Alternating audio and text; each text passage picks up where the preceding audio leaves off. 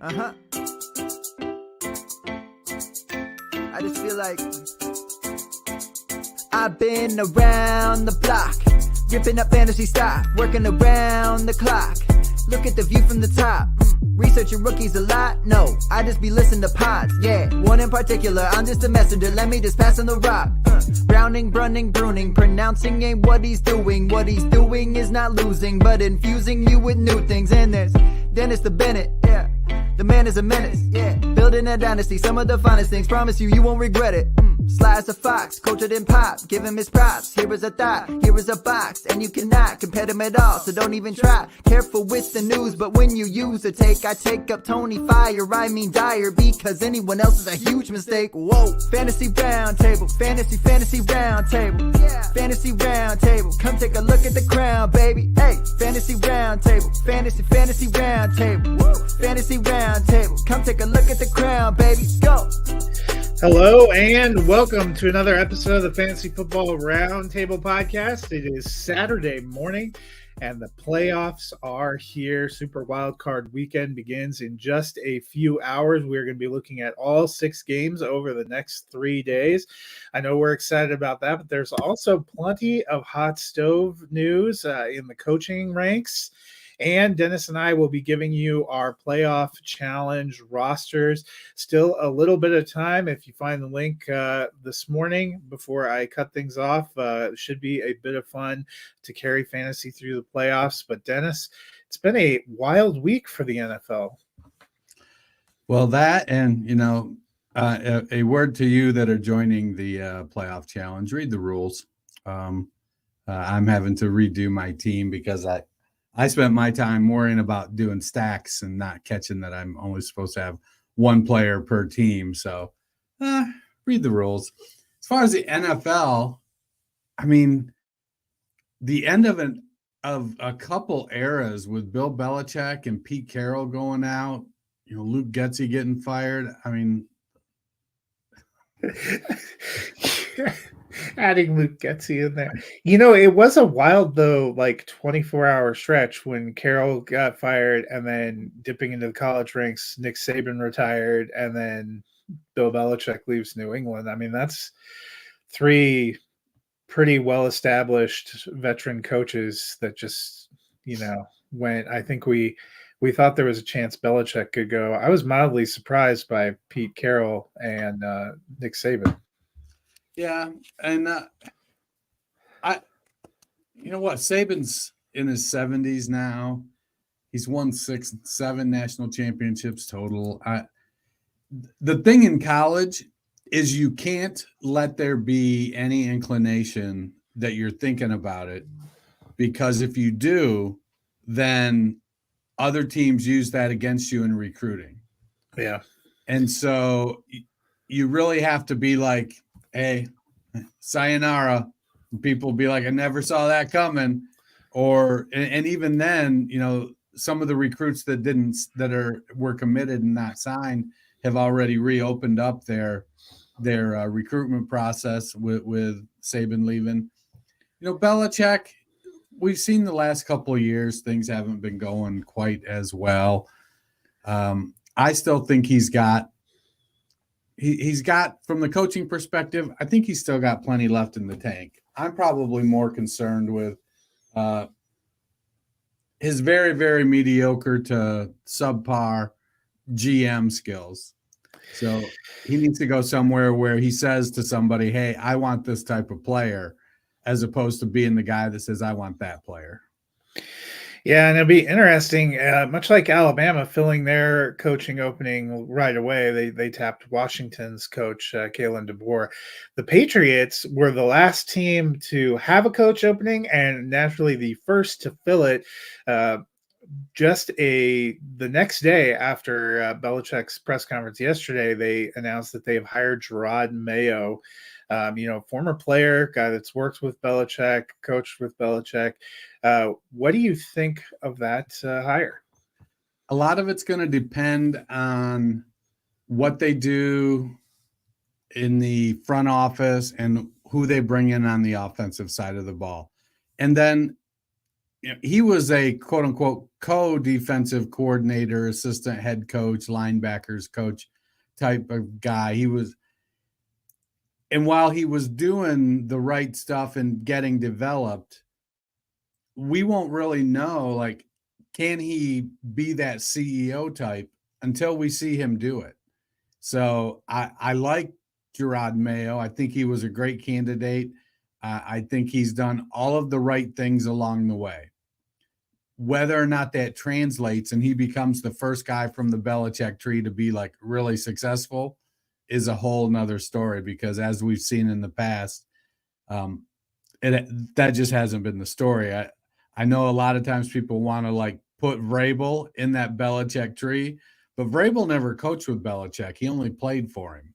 So I don't know if I count Vrabel as that tree, but I think Mayo, I'm interested to watch. Can he get one of these young offensive minds that can fix how much Bill and Patricia and Bob broke Mac Jones?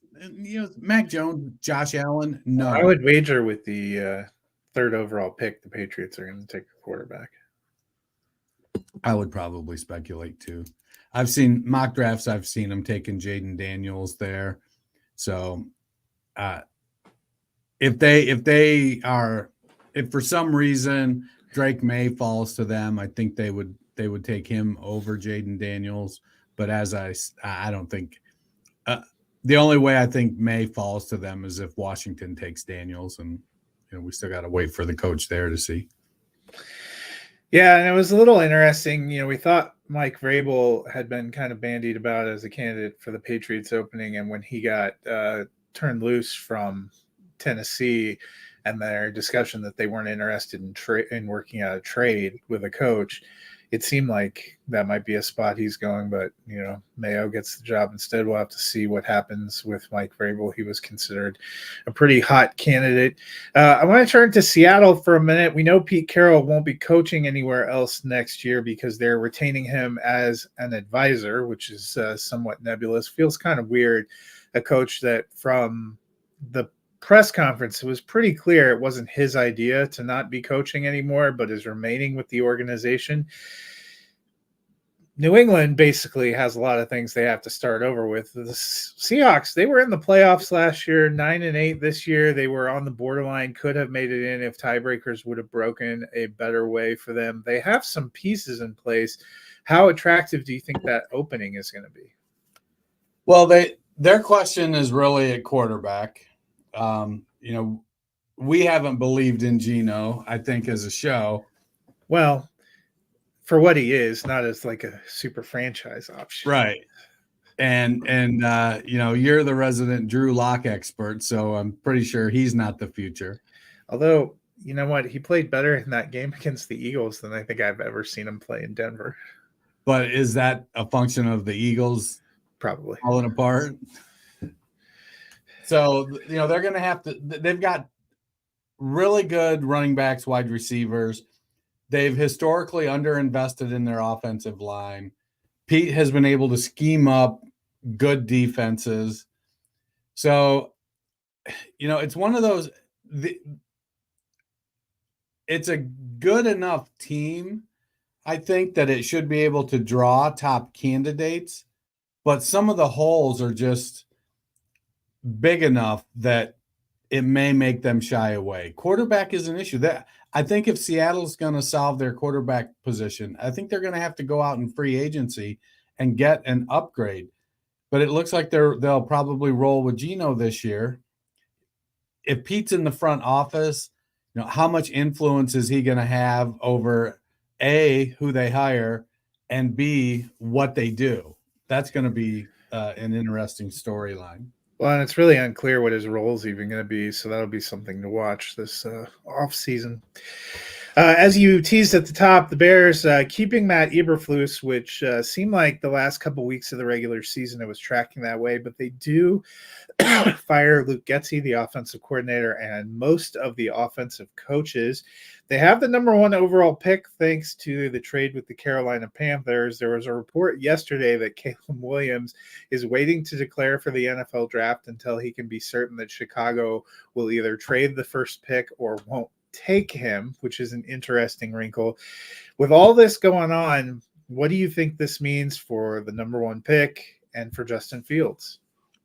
Well, for Caleb Williams, the deadlines don't match up.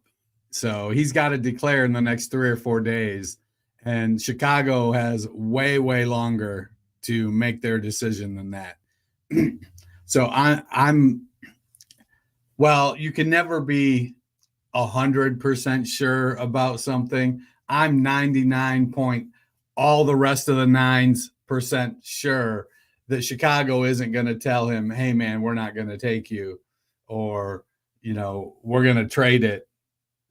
Well, it would kill their position. Wednesday or Thursday Tuesday when the deadline is, or what? It would kill any leverage they had if they declared, well, we know we can't take him, so we got to trade it.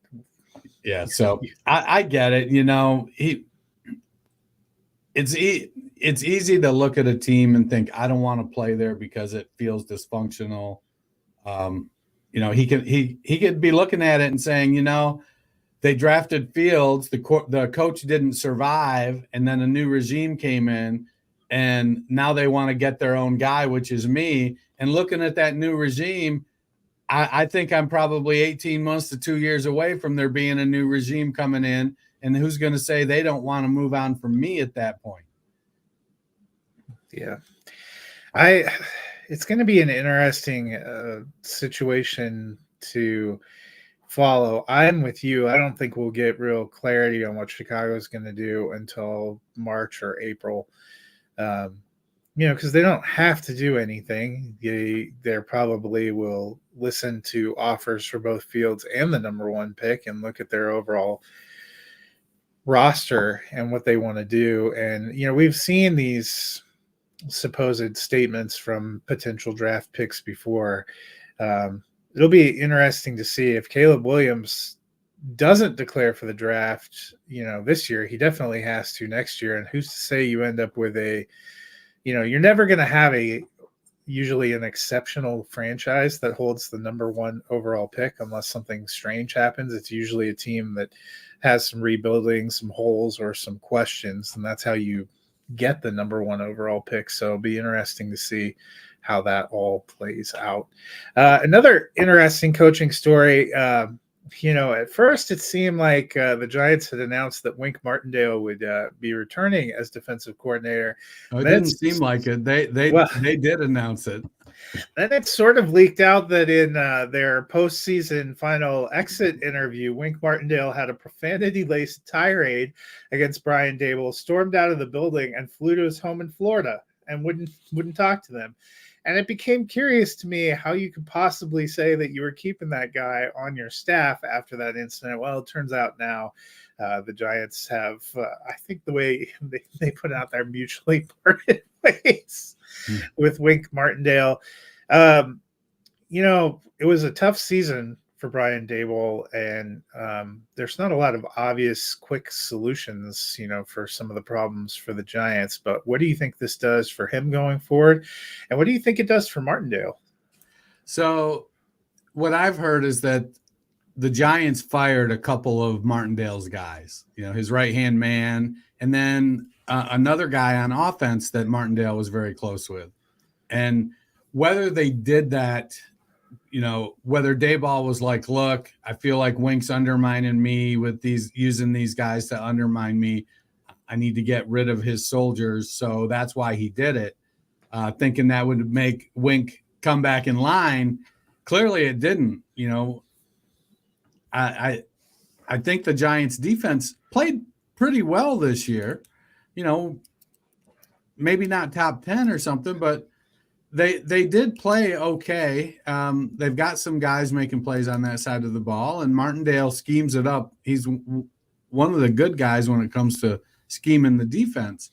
So getting rid of his guys, I'm sure that irked him. And, sometimes you just don't click. And sometimes it's, when you're winning, you can overlook that stuff. Well, they weren't winning this year.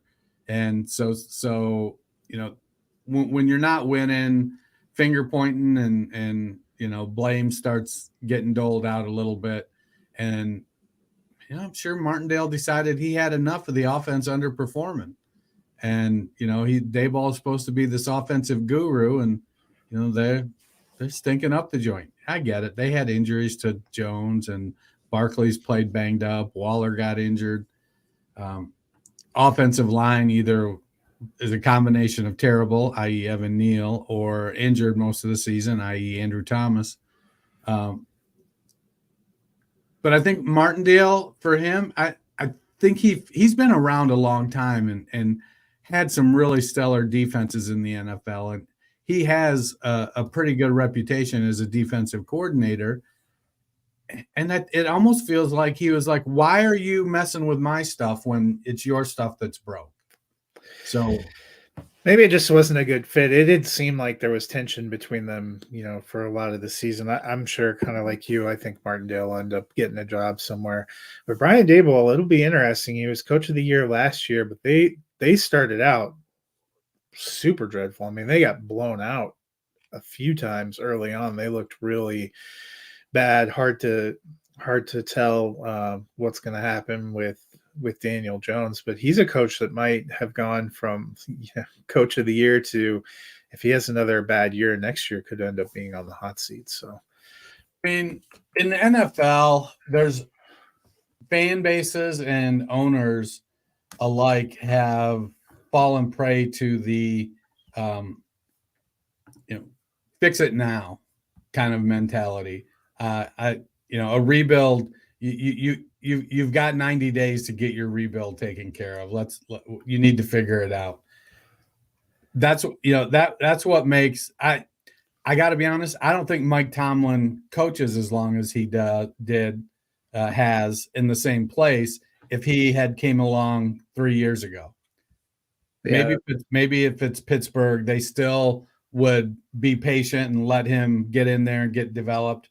But by and large, you look around and you see these guys just some of them it's clear. Josh McDaniels, he just for whatever reason he can't.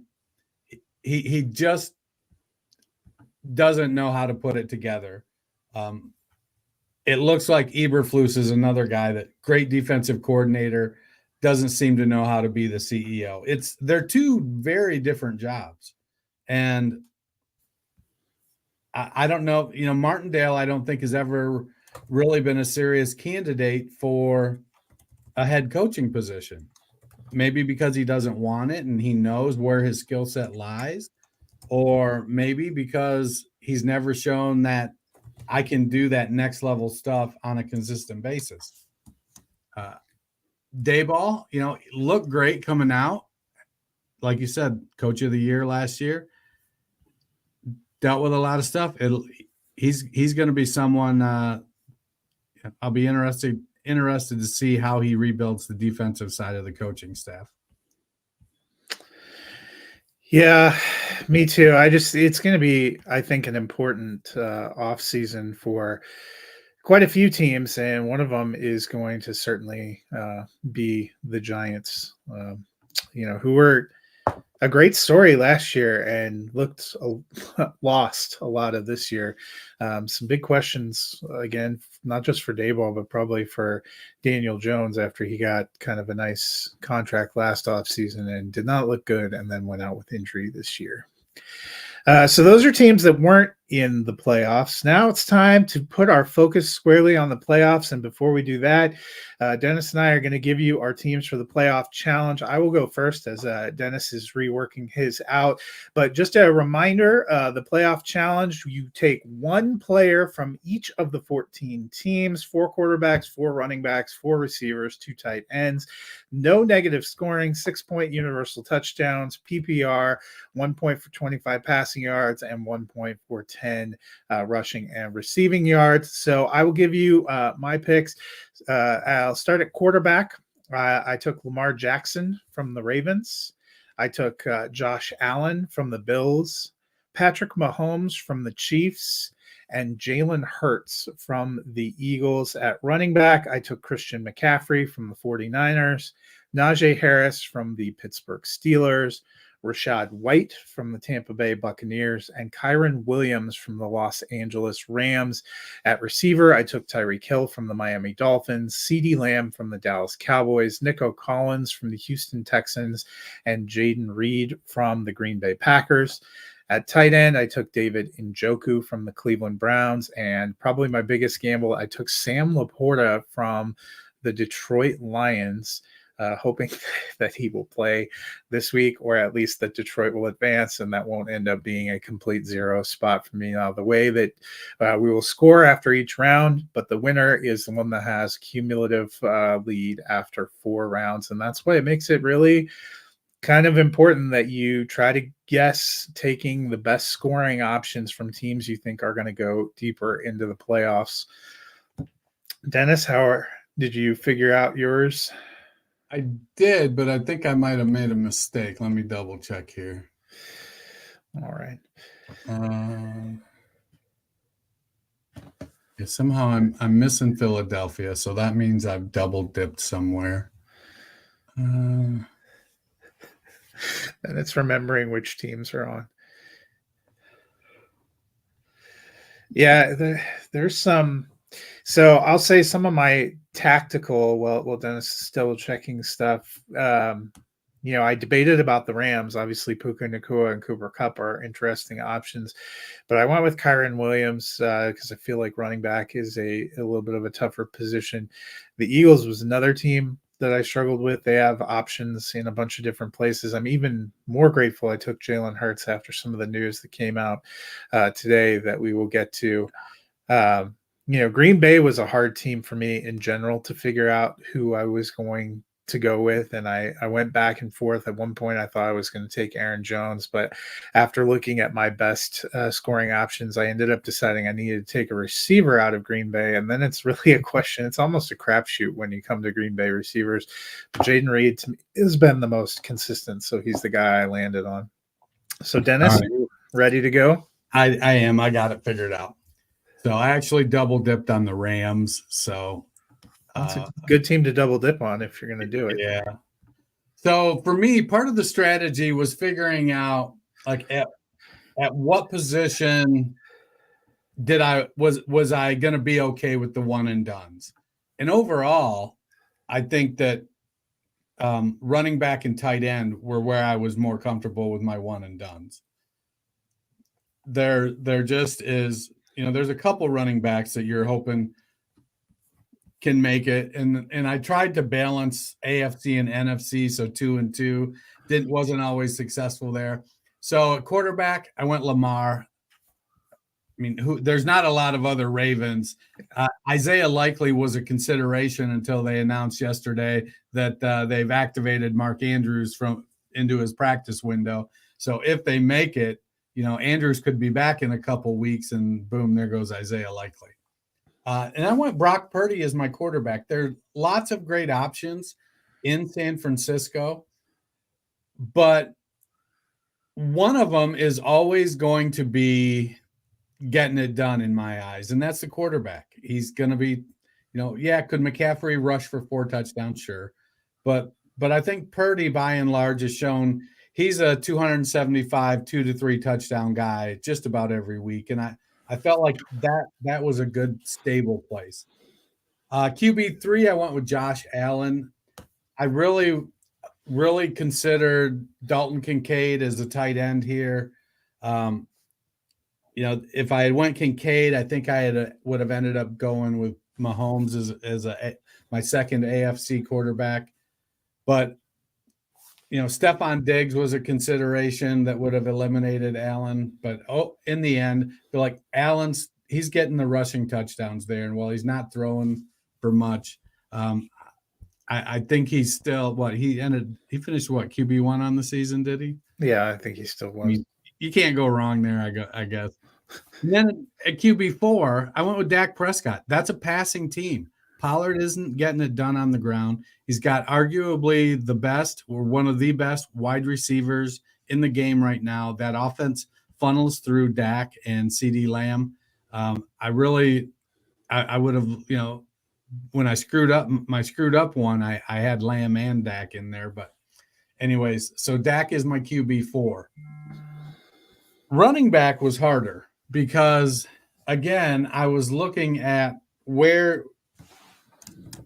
what position am I willing to do the one and dones at more, who do I think is going to get knocked out this wild card weekend that I think is going to have a good game and get me good points. But I'm not going to feel like I sacrificed a ton.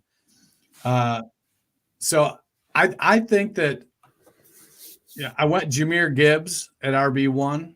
I feel like he has established himself. I get it. Monty's not going away, but Gibbs is the guy who gets the high leverage, explosive plays.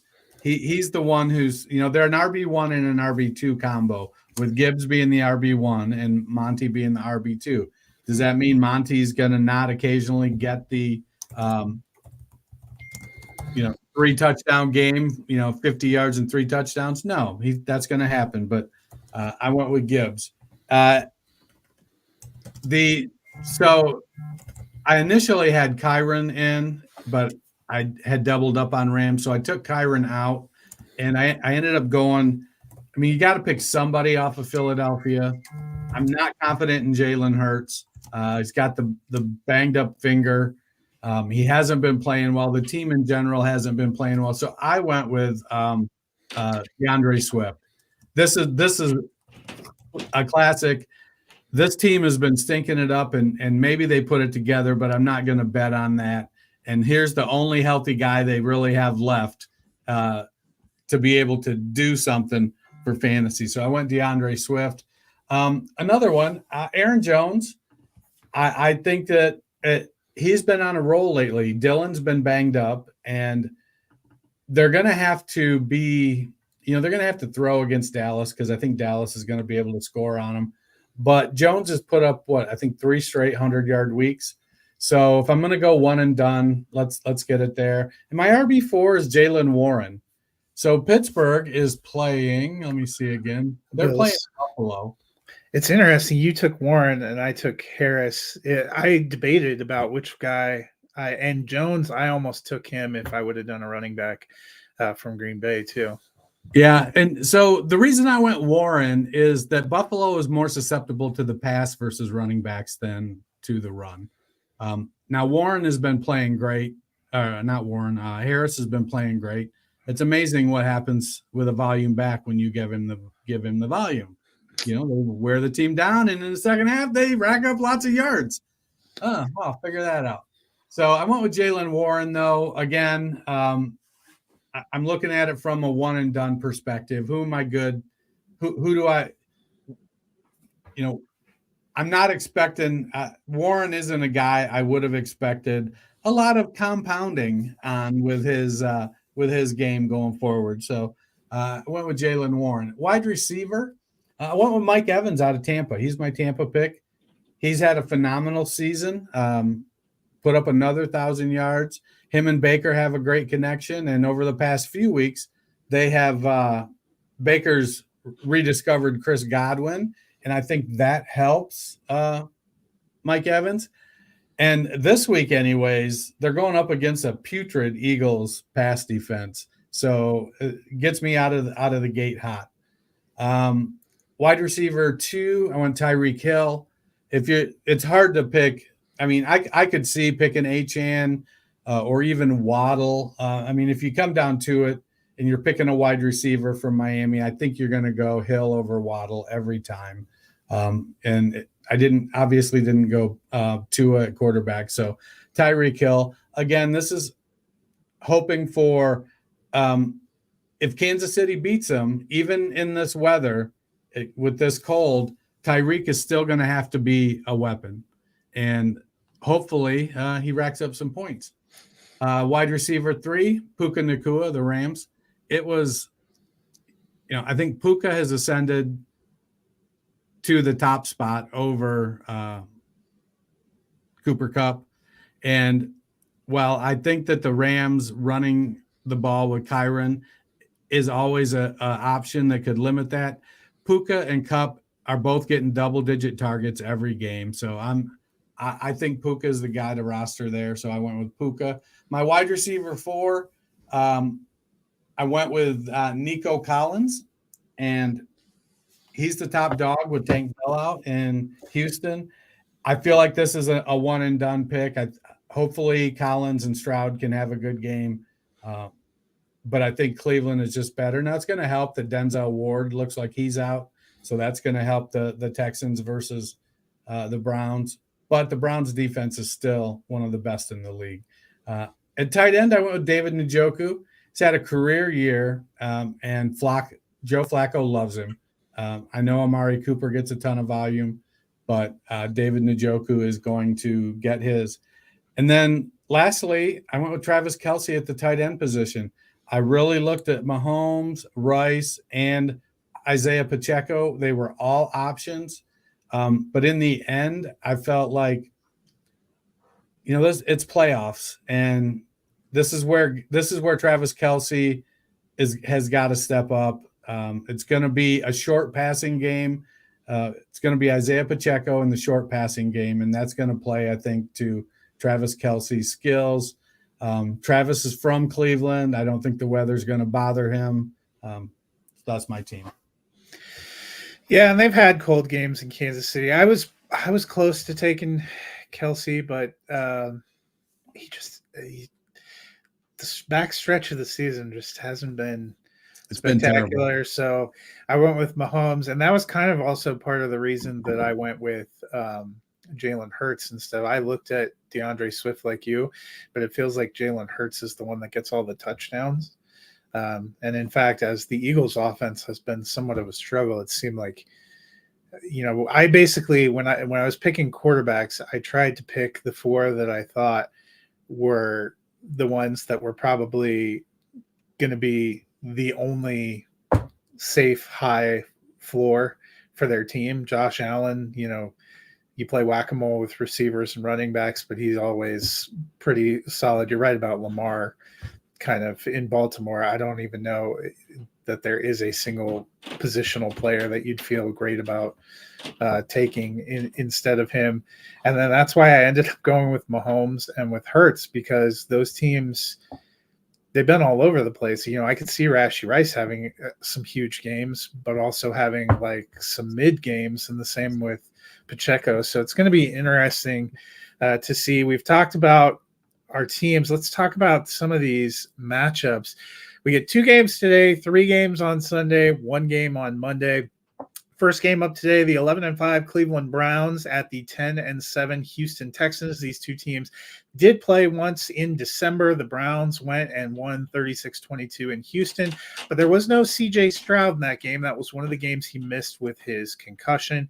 The Browns sat Joe Flacco last week, but what are you expecting from Flacco? He's never lost a wild card game in his career, but it has been a few years since he's been in the playoffs. And on the flip side, do you think having CJ Stroud back will make a big difference for the Texans? So, when I was working on my show notes, I was like, I wonder how Flacco did. Flacco, from the time he started until week 17, because for fantasy, I'm only going to week 17. From week 13 to week 17, he was quarterback 2 over that 5-week period. He was gunning it. So I think he's going to continue to play the way he's playing. He's got a connection with Amari. He's got a good connection with Moore. David Njoku and him, they got to be having breakfast or something. But it's clicking. He's the second highest TD percentage of his career, but he does have the highest interception percentage of his career on the flip side. Houston gives up the 8th most passing yards in the NFL, but they get the 12th most sacks. So, Flacco's not mobile, but he makes quick decisions. He gets the ball out. So I think we're going to see an opportunity for some quick plays, and whether it's to Njoku or Moore, Uh, I think Flacco, it's going to be a high volume passing game because that's just who they are with Flacco. He's going to throw it 35 times, 40 times, maybe more. The last time they played Houston, he put up 368 with 3 touchdowns, and 2 interceptions. Now, Cleveland does give up the 12th most sacks, and you pair that with Houston getting the 12th most sacks, I would probably chalk Flacco up for a couple sacks too. So as long as he doesn't get injured on one of those sacks, I think he's going to be very productive, and he's going to put Cleveland in a position to win. Stroud, on the other hand, with Houston, he was QB 13 on the season, QB 11 in points per game. Had a 23-5 touchdown to interception ratio. All of those things were good. He played phenomenal all year. The team follows him. He has showed that he is a leader there. And the naysayers that were all helmet scouting right now don't look good for him. In his favor, though, the Browns will have Grant Delpit, their starting safety, out, and Denzel Ward is questionable. If Ward sits with the injury, that makes things that much better for Nico Collins and Noah Brown. Dalton Schultz is back playing well. I don't think Devin Singletary is going to have too big a game, but if Houston is able to put up a fight, it's going to be on the back of CJ Stroud. So I like Houston. I like Cleveland to win this game. That's part of the reason I went with Collins as my pick in the playoff challenge. Yeah, I went with Collins as well. I think this is going to be a fun game. This is the two guys I think that are the front runners for Coach of the Year in Kevin Stefanski and D'Amico Ryans.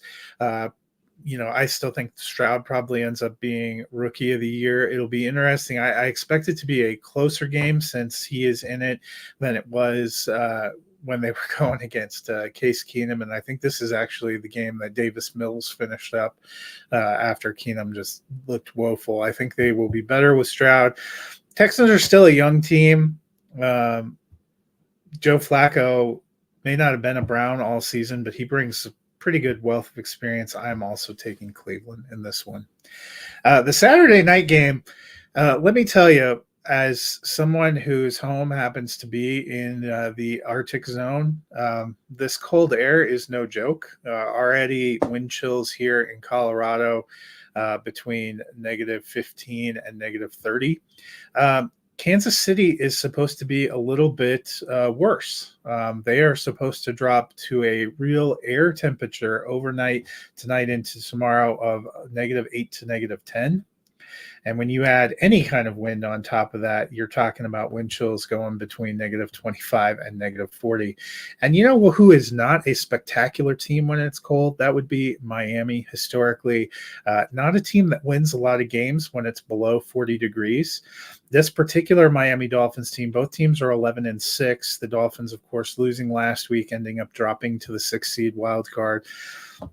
Chiefs had a lot of their players last week. The Dolphins have struggled against teams with winning records. Aside from kind of a late comeback win over Dallas, they have not really been able to beat any teams with winning records. They are also incredibly beat up, especially on defense. They've lost like 5 linebackers already, I think, including big pass rushers like Jalen Phillips and Bradley Chubb. Sorry, Bradley Cooper, an actor. That's your other show. Yeah, that's my other show. So all these things would tend to make you think this is Kansas City, except for the Chiefs just haven't looked incredibly like the Chiefs this year. So, Dennis, what do you think Miami needs to do to compete with the Chiefs? And on the flip side for the Chiefs, what are you kind of expecting from them? So the best thing Miami has going for them right now is that the Chiefs have just not been great this year. Their offense has had an off year. Travis Kelce, the second half of the year has not been great. Isaiah Pacheco's missed some games. In Isaiah Pacheco, they have a back that if they wanted to flip the script on the type of offense they are, they could. but Patrick Mahomes, I don't think has that in him to be able to, throw the ball 17 times and let Pacheco carry it 25. That being said, I don't know that Pacheco would last very many games doing that based on how intense he is. Miami is missing 6 defensive players. So they're going to have to be able to hold Kansas City in check. And on their side, they're going to have to use Hill, Waddle if he's playing, Achane, Mostert if he plays. They're going to have to create explosive plays. The Chiefs give up the 3rd fewest interceptions, but they get the 2nd most sacks. So Tua is going to have to be decisive with the ball. He's going to need to get it out quick to avoid getting sacked. And if he can do that, Tyreek Hill, Jalen Waddle, Devon Achane, these are all guys, Raheem Mostert, that can make plays with the ball in their hands. So as long as Tua's not holding the ball a lot, the Kansas City defense is also middle of the pack in yards, rush yards, and running back receptions. So there is going to be an opportunity for Achane and Mostert to be productive and keep Kansas City off the field. And I think we've seen this year, probably more than ever, because Kansas City's been in a lot more close games, that Mahomes, when he's trying to come back, he makes questionable decisions because he's had so many of them work out in the past, and they're not working out like they have in the past this year. Maybe it's because he doesn't have Tyreek and they're able to key on Kelsey and keep some of that in line. But it just isn't working out like it has historically for them. For the Chiefs, it's positive. There's no Xavier Howard, so their top cornerback is out. If they can get Rashee Rice going, and they're not opposed to getting him going with short stuff, with the cold weather, I'd expect the passing game to focus on short stuff. It'll be Travis Kelce, even Isaiah Pacheco, who with Jerick McKinnon out has averaged, I think, 3 receptions per game. So he'll be able to get some work done. Rashee Rice is good around the line of scrimmage.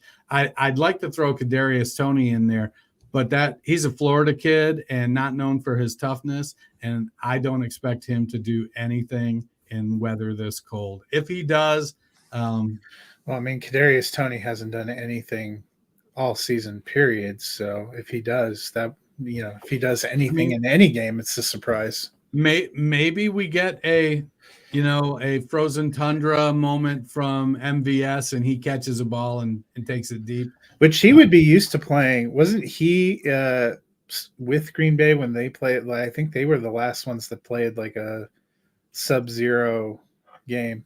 Yeah, I don't. I'm going to assume because it's probably been several years ago, so he was probably up there.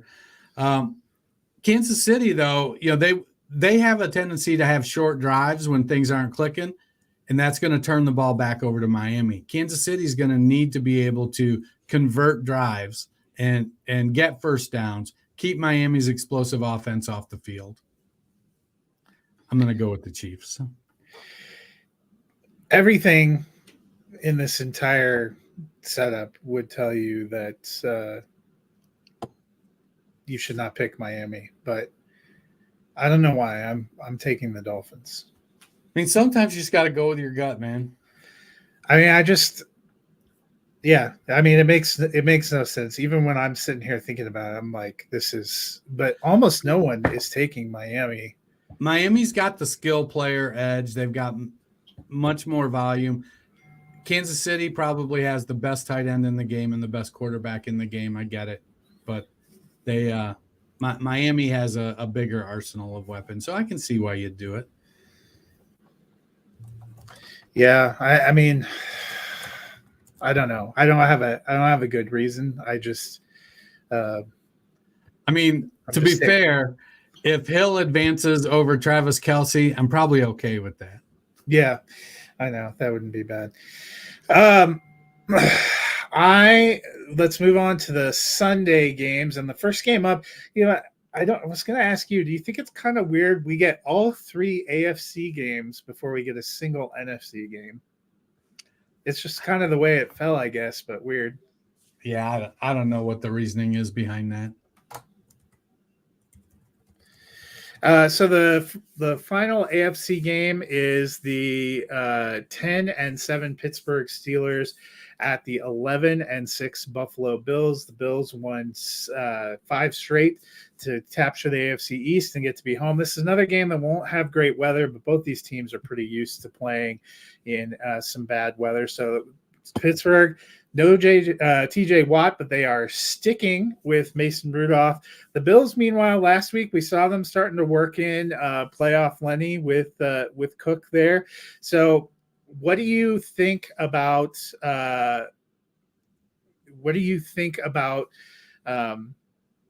Mason Rudolph in this playoff game, and what are you expecting from the Bills' running back rotation? So Buffalo gives up bottom 10 in pass yards and passing touchdowns. So they've got a pretty good pass defense. And they also are top 4 in interceptions and sacks. So it's going to be a long day for Mason Rudolph. The Pittsburgh offense is going to have to be able to execute the running game.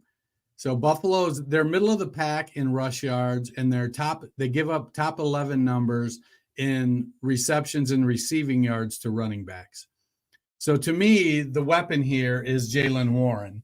Now Najee's capable of catching the ball, but Warren provides the explosiveness, and he is the better receiver, if not the better pass blocker.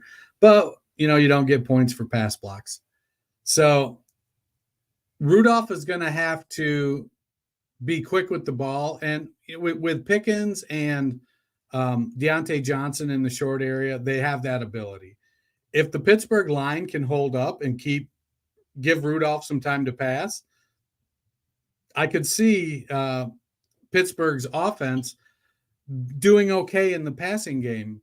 But really, I think if I had to pick on one skill position player to be the top fantasy scorer in this game for Pittsburgh, I'm going to go with Jaylen Warren. I think he'll get work on the ground, and he's probably looking at 4 to 6 catches as well.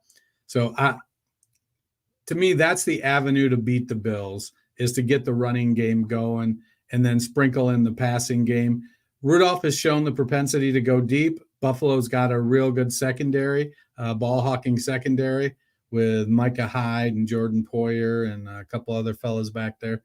So it's going to be a challenge to be successful, but this could be what puts Mason Rudolph in the driver's seat going into 2024 for the Pittsburgh quarterback position. On the other side of the ball with the running game, James Cook has gotten about 55% of the snaps over the course of the season, regardless of who the other backs playing are. So his opportunities are not going to be affected by what Lenny does. Now, what Lenny has going for him is that he's a little more powerful than Latavius Murray. He's played 20% of the snaps in the 2 games he's played over the last 3 games. Ty Johnson's popped off a little bit. Really, when it comes to Buffalo running backs not named James Cook, you just have to see who's active and who's inactive. Fournette actually is playing some special team snaps. So I think he's looked at where his career is and decided I'd rather get paid to be in the NFL than not be in the NFL. So I think if he's showing a willingness to play special teams, that's going to elevate him up onto the roster. At this stage of his career, is he better than Murray or Ty Johnson? I don't know. Probably, but he wasn't somebody that was known for his speed. And while being a bigger guy, his power was mediocre at best. So he's not really a true power back that is always going to get you that one tough yard. Depending in just about any playoff format that you have out there, you're not going to touch any running back except James Cook. Yeah, I mean, Playoff Lenny is, I guess, a nice story, but he did not. He didn't do a lot for me Back in the olden days. in that game, other than seem to be on the field to give Josh Allen that tush push that he needed. Did you make your pick? I'm taking the Bills in this one. I'm taking the Bills also. Yeah, this is the one. I picked two road teams on Saturday. It was ironic to me how my picks fell. I'll give that in a minute, but that's one of the home teams I'm taking for the AFC. So be curious to see how that plays out. Our first NFC game, the Green Bay Packers 9-8 at the 12-5 Dallas Cowboys. Cowboys got the second seed in the NFC, winners of the NFC East. The Packers, kind of the last team in, started 2-5, but closed on a 7-3 stretch, made the playoffs.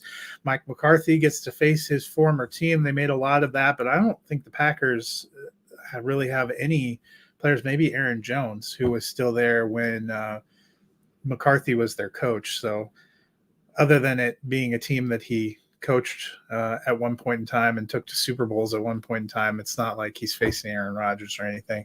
But we have David Bakhtiari is probably the guy. Yeah, remembers those days. Sorry, Packers, one of the youngest teams in the league. Jordan Love had a pretty great first season as a full-time starter, getting his first playoff action here. Meanwhile, for the Cowboys, we've seen Lamb and Ferguson be pretty consistent in the passing game. Are there any other receivers you think could pop off for Dallas? And what are you expecting from Love in his first game? So Brandon Cooks is wide receiver 16 since week 10. The flip side, he's also had 3 single-digit games over that span. So he's a little bit boom or bust, but he does provide some boom, and I believe Jair Alexander is out again. If I had to go off script and not take CD or Ferguson, then Cooks would be the guy. Tony Pollard finished as RB14 on the year, but he really wasn't that good. He came on a little bit towards the end of the year, but then fizzled out again. So I'm kind of avoiding the running back position in Dallas. For fantasy and playoff stuff, it's all about CeeDee Lamb and Dak Prescott. And Brandon Cooks he's your dart throw if you're looking for a contrarian differentiator kind of play. On the Green Bay side, Jordan Love, after a rough start, is played well. Early in the season, he masked his production a little bit with touchdowns, but he had some really low completion percentage games over the first few games. But he figured it out. He ended the season with a 64.2% completion rate, which is good enough. It's, I think the elites are in the 67, 68 range, but you don't want to be in the 60, 61. So 64, if he can get it up to 65, that's going to be a really good number for Jordan Love. 33-11 touchdown to interception ratio. Again, very good. He had the 5th highest TD percentage in the league and the 16th highest interception rate. So, well, he's really good on the TDs. He does throw the occasional few more interceptions than you like. So I think Jordan Love is the answer there. It'll be interesting to see what happens over the next couple seasons.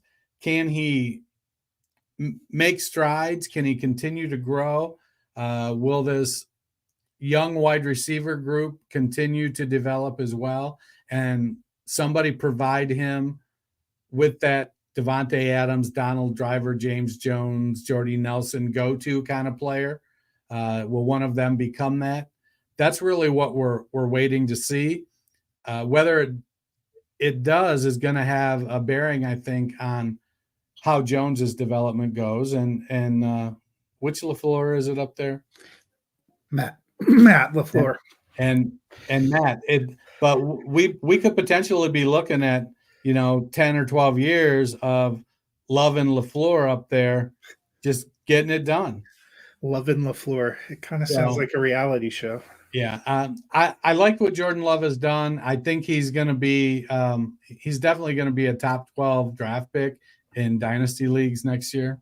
So a top 12 quarterback. Let's not go draft pick. Top 12 quarterback. I mean, because he's running a little bit too. Well, I think you know where I'm going to go here. I'm definitely taking the Cowboys. I'm taking the Cowboys as well. Next up on the Sunday slate, is the Sunday night football game, which is a fun game. The 10-7 Los Angeles Rams, the 6th seed, at the 12-5 Detroit Lions, who made it all the way to the 3 seed. Big game here. Matthew Stafford returning back to Detroit, not just returning to Detroit, but returning in a playoff game. Meanwhile, for the Lions, we may have Sam Laporta. He hasn't been ruled out. He's officially questionable. Got dinged up last week. But what are you expecting from Stafford in his return here? And what receivers do you think step up for the Lions? So the Lions give up the 6th most passing yards and the 2nd fewest rush yards. So it's a great time. If you could stack in your playoff things, the Stafford Puka Cup stack might be profitable. I expect it to be a lot of Cooper Kupp and Puka Nacua in this game. The Lions not only give up the 2nd fewest rush yards to running backs, but also the 2nd fewest receptions. Now, that being said, we have seen Kyren Williams be productive against everybody. He was productive against the 49ers defense.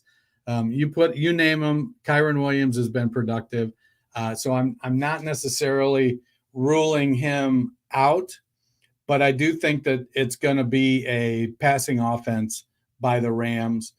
The Rams have a decent offensive line.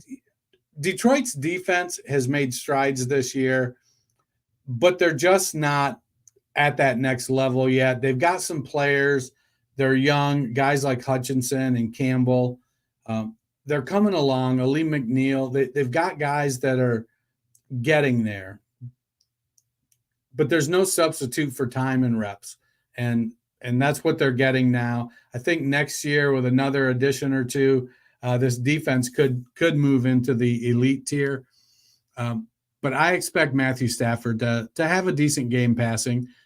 He takes some chances, so it wouldn't surprise me if he turned the ball over a time or two.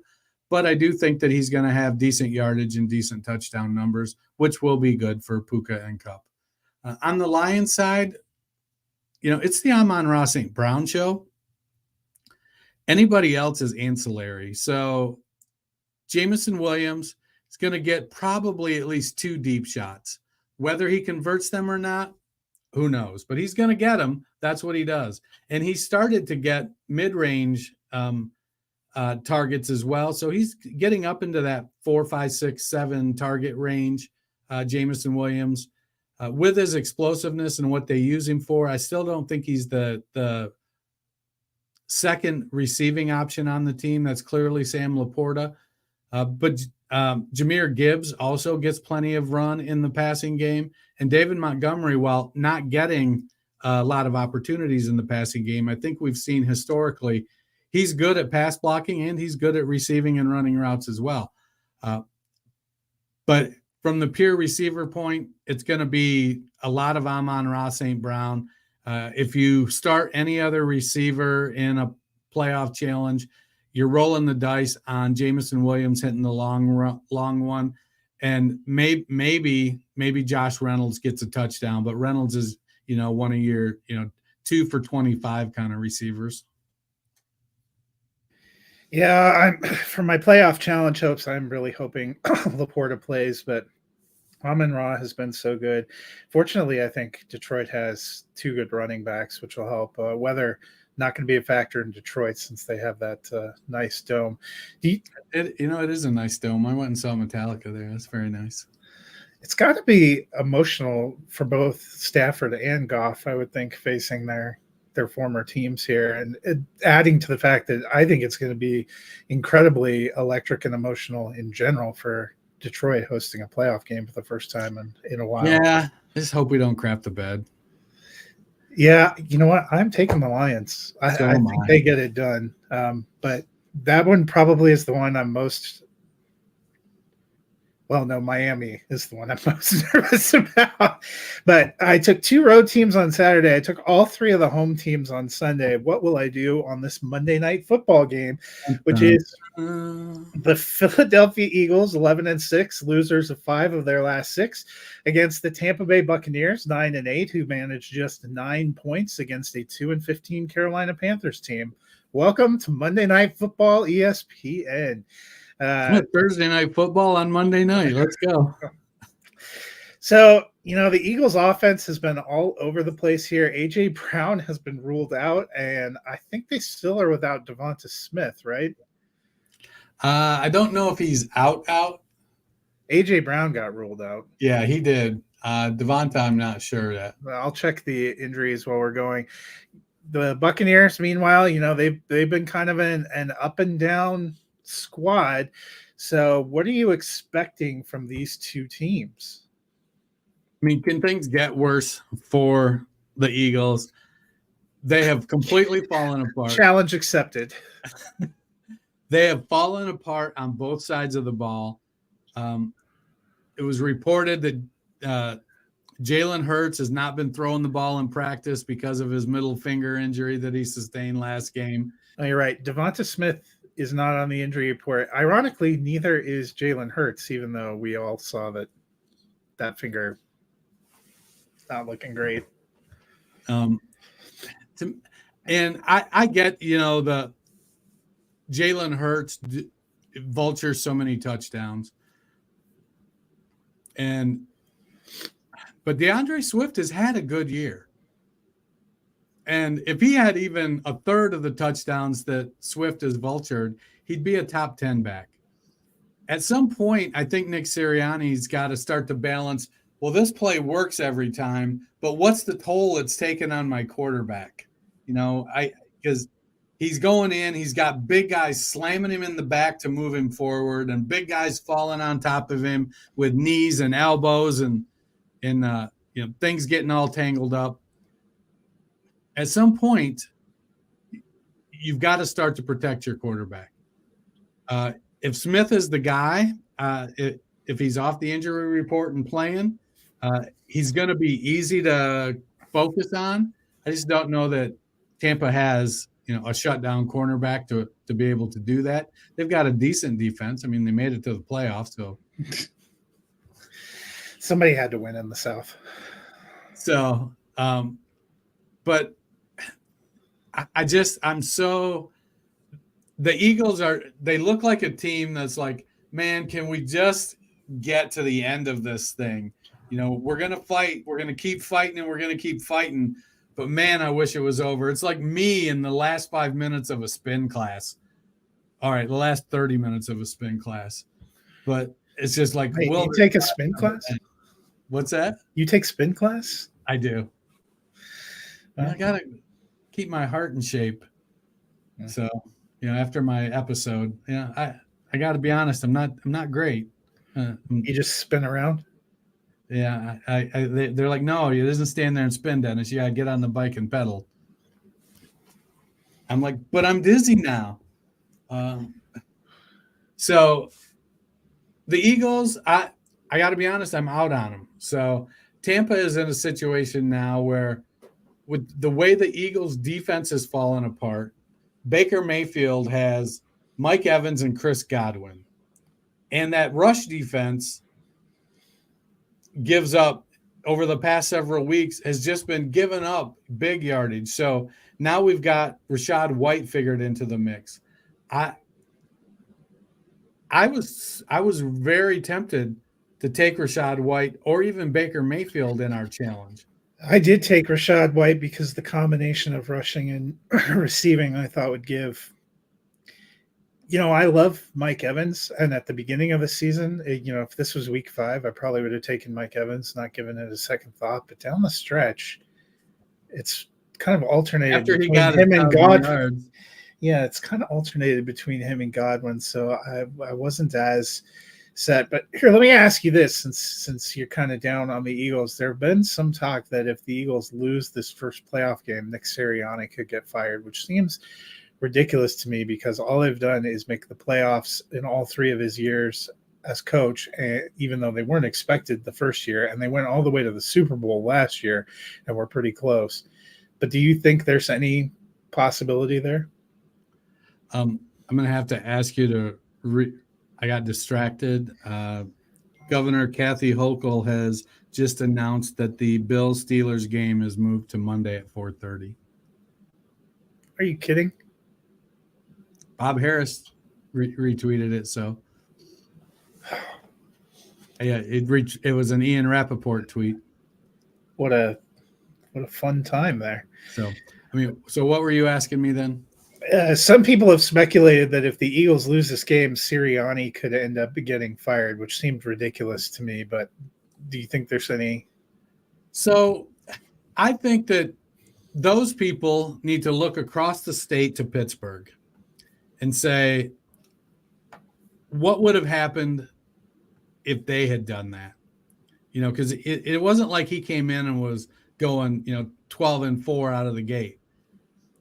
He came in, he took a team to, if he hasn't lost the locker room and the players are playing hard, sometimes you just get outmanned and injuries take their toll. Do they have to make changes on defense? Yes. Does that mean new coordinator? I don't know. Does it mean, adjust the scheme, get better at particular positions? Probably. But the fact that, every time a team that was good has a poor season, it's like, oh, we got to get rid of the coach now. I get it. You're not going to fire the players. I get that. But maybe let him work his way out of it. A lot of it. So these are the kids who, when they had a problem, their parents solved it for them, that want Sirianni gone. They weren't taught how to cope with a tough situation, step back, assess, figure it out, and see if you can fix it, and recognize that fix it doesn't mean, okay, I do one thing and it's fixed. Fix it means you got to put in some work and it's going to take some time and you got to keep doing stuff. So these kids need to go out and have some real life challenges and work through them. Yeah, all Sirianni's done is get to the playoffs and went to the Super Bowl last year, because I think it's only his third season. He went to the playoffs his first year, even though nobody expected anything from the Eagles. And then they went to the Super Bowl last year, and they'll figure it out eventually. And they were 11-6 team. It's not like this was a disaster. I am going to take the Eagles in this game. I'm taking the Buccaneers. Well, so we'll see how that goes. Well, that's a wrap on the playoffs. I guess now we actually get 2 games each day. You don't get Monday off, do you? I don't. So I know a lot of people are off Monday because it's technically a holiday. But moving that game 4:30 Eastern, that's like the middle of the afternoon for most of the country. It's kind of an interesting job there. I guess it was the Bills asking for people from the community to come help them shovel snow that maybe they decided they shouldn't do it. It kind of makes me wonder. I know it's supposed to be a lot of snow there, but the temperatures for tonight are supposed to be I don't know. Moving that game to Sunday or Monday would have helped the Dolphins and Chiefs. I guess they're just going to play through it. So be interesting to see. That's a wrap on Super Wildcard Weekend preview. I hope you guys all have a lot of fun out there. I'll be posting updates and have our top 3 scorers when we reconvene on Tuesday to talk about these games. And who knows, by this time on Tuesday, we might have more coaches fired or more crazy movements. It's been a wild week for the NFL. It just keeps getting wilder. Dennis, if the people are feeling lonely on Sunday morning, now having to wait till mid-afternoon to finally get their football fix, what can they do? They can go to their favorite podcast platform, hit that like and subscribe button, get that download, listen to us to fill those empty spaces where the Buffalo-Pittsburgh game used to be. Yep, get it done, or you can sleep in a little bit on Sunday, guys. That'll be a wrap for today. Hope you guys enjoy Super Wildcard Weekend.